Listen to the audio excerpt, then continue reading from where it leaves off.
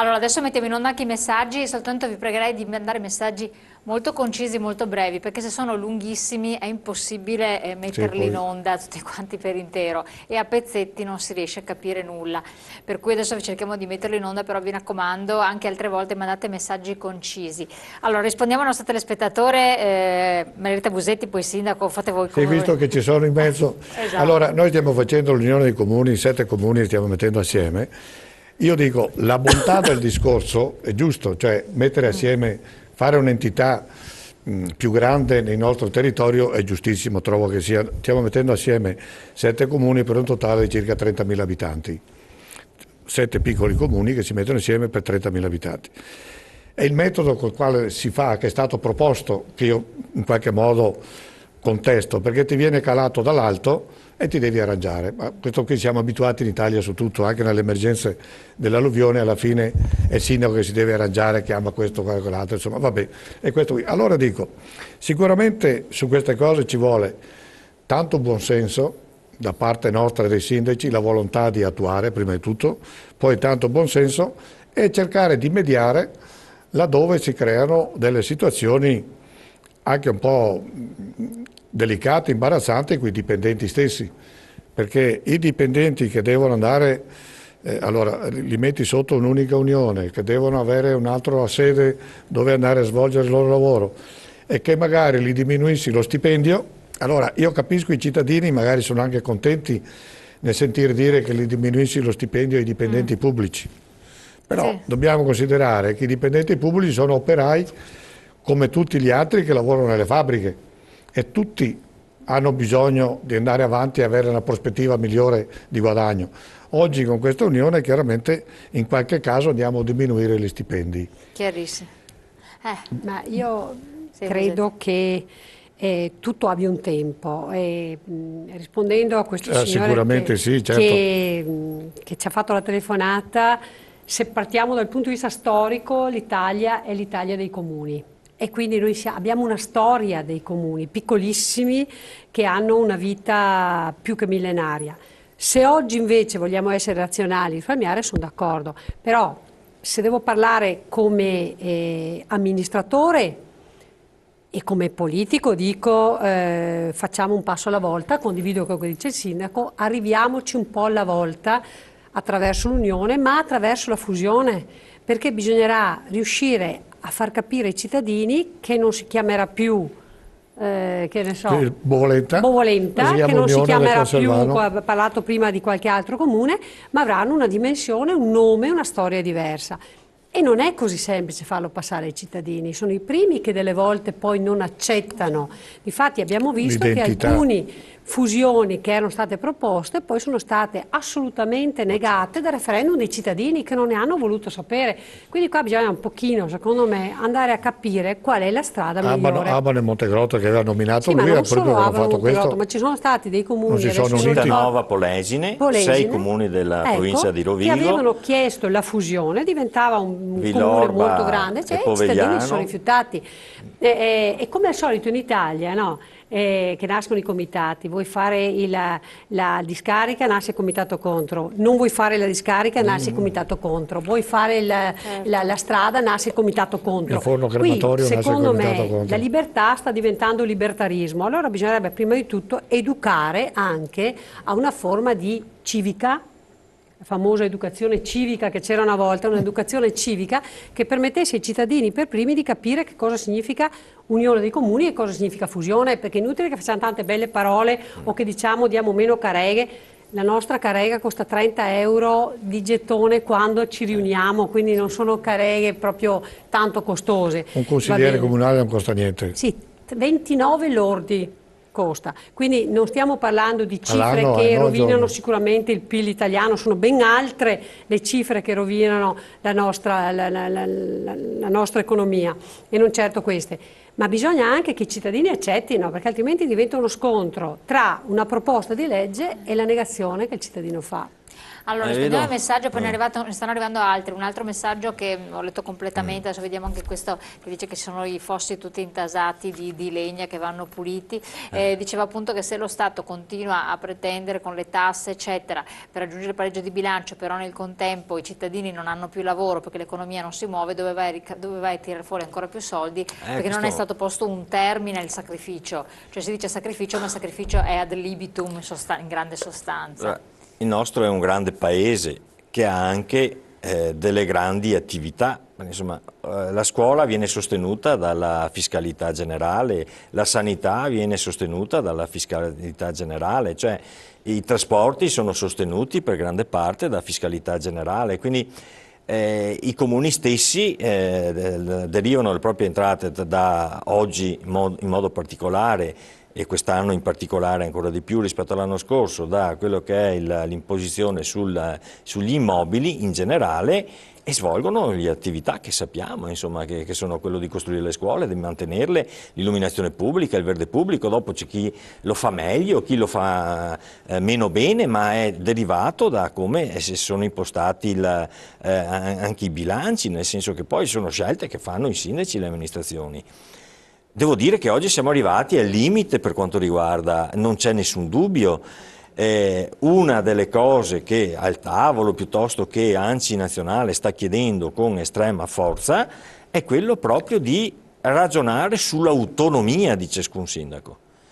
Allora, il sindaco di Bovolenta non lo so, io so che cosa fa il mio comune, che cosa ha deciso la mia amministrazione, che è quella di imporre sull'IMU, per esempio, l'abbiamo fatto 2 anni fa, l'abbiamo fatto l'anno scorso, di non andare ad aumentare se non per le strette risorse necessarie per mantenere i servizi, che sono quelli contrattuali sostanzialmente, no? Perché l'illuminazione pubblica c'è un contratto, non lo puoi tagliare senza una motivazione seria, come quello dell'asfalto dell'erba, che insomma si fa il minimo necessario per mantenere un po' di decoro.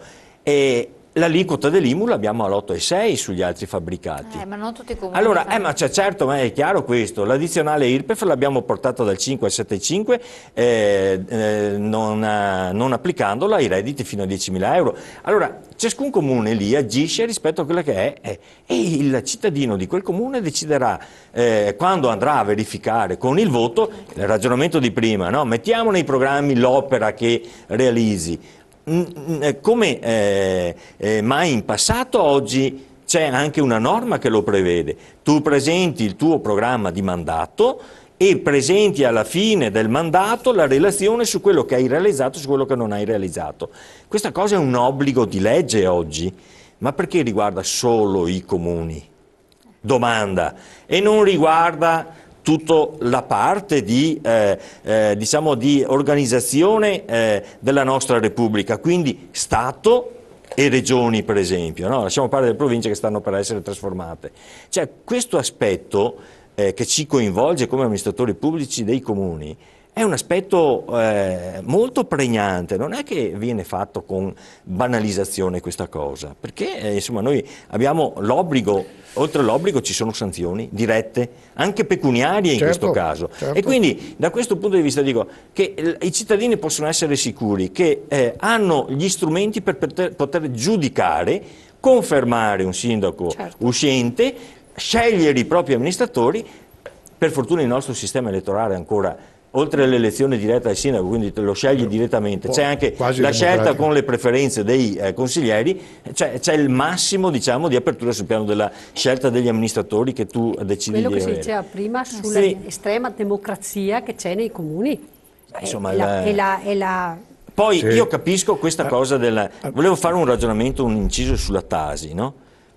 Ieri mattina, ascoltando una trasmissione, ho detto finalmente esce anche sul piano del canale nazionale una trasmissione radio dove il presidente di una nota associazione di categoria diceva no, ma che ci sono sull'applicazione della Tasi i sindaci che applicano in forma differenziata e via dicendo, e dice e c'è anche qualcuno che ha capito che per esempio è meglio aumentare la Tasi e diminuire l'IMU piuttosto che lasciare l'IMU e la Tasi in forma differenziata.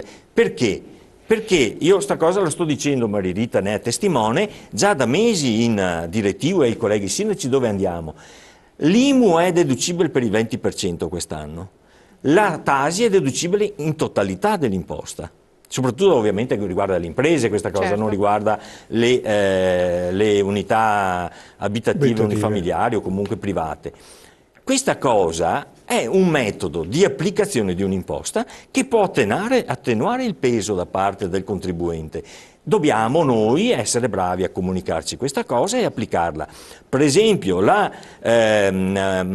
mobilità di applicazione di IMU e Tasi è ormai necessaria, perché queste due imposte sono quelle che ci permetteranno, assieme alla detazionale IRPEF, di diventare enti autonomi che decidono un patto con i propri cittadini che tipo di imposte applicare e che servizi erogare. Certo, però Questo è il ragionamento su cui l'ANCI è molto impegnata e che ovviamente ha bisogno ancora ovviamente di diffondere questo tipo di conoscenza oltre che di pratica, che può aiutare a diminuire, attenuare anche le imposte locali nei confronti dei cittadini. Però ci sono comunque grandi, voi ragionate giustamente a livello generale, comunque come sindaci, amministratori di piccoli comuni, ci sono grandi comuni dove purtroppo, soprattutto i più grandi, queste imposte invece lievitano in modo mostruoso. In alcuni casi non sforano anche il patto di stabilità. Cioè, Proviamo a sforarlo noi sui piccoli comuni, il patto di stabilità, vedi cosa che succede.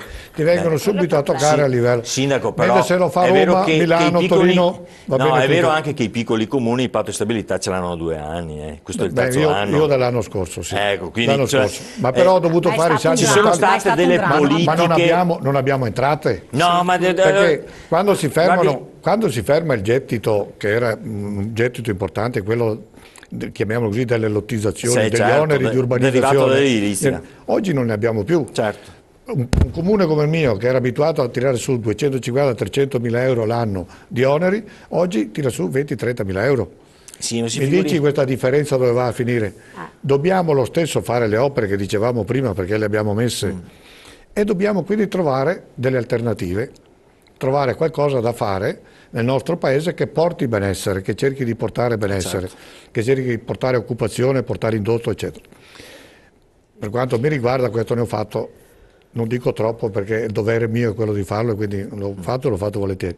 Però anche qui poi c'hai dei boicottaggi generali, no? Come sono i vari, quelli che vanno in giro a parlare, questi sono dei terroristi psicologici, io li chiamo, che sono sempre tutti contro tutto e tutti. C'è una battuta, Busetti, che sembra... Sì, se posso spezzare una lancia a favore dei piccoli comuni, per me è stata immorale mettere il patto di stabilità ai comuni sotto i 5.000 abitanti, perché prima si arrangiavano, siamo legati. Adesso sono obbligati, in particolare i comuni di montagna, dove un piccolo comune di montagna si arrangiava, decideva e faceva tutto quello che l'abbiamo detto 100 volte all'ANCI questo.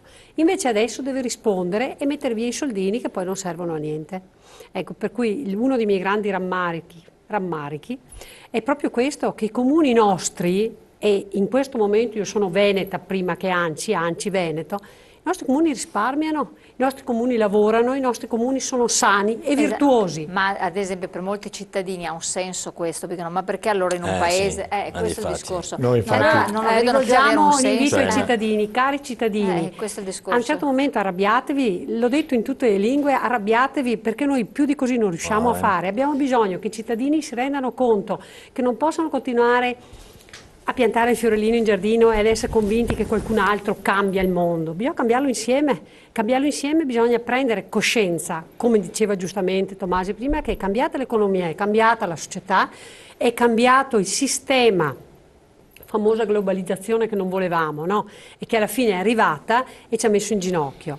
Ma noi siamo ancora buoni, siamo ancora validi, siamo ancora positivi. Abbiamo dei comuni molto validi. Abbiamo dei sindaci che si danno da fare in maniera incredibile. Ecco perché io sono molto arrabbiata sul patto di stabilità, perché se dessero la libertà ai nostri comuni di muoversi avremmo un territorio che funziona bene come i cittadini vorrebbero.